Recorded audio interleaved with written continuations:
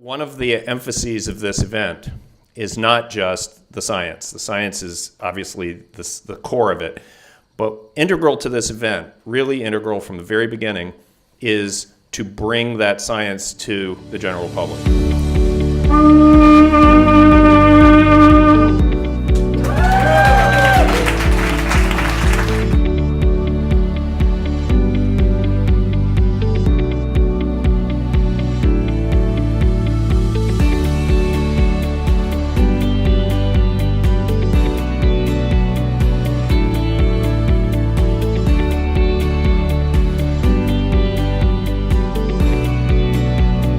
Those of you who are scientists, welcome. We are thrilled that you are here. Those of you who are educators, we are thrilled that you are here.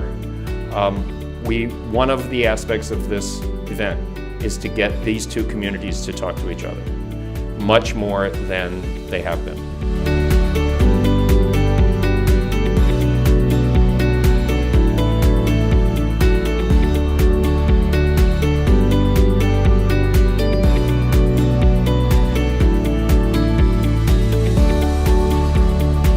This place, the Cayuga Nature Center, is dedicated to interpreting the natural history of the Cayuga Basin, and that includes its biodiversity.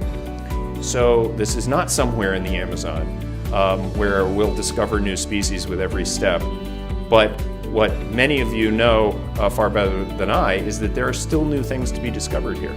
There are still things that no one has ever seen before. There's a grass spider that makes this shrimp. This is an adult male.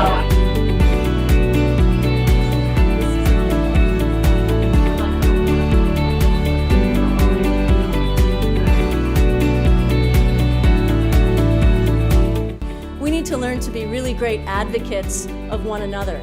So I think this is a type of event where even as scientists, we can learn a lot about the biodiversity that another group is studying and really become advocates for one another and advocates for biodiversity as a whole.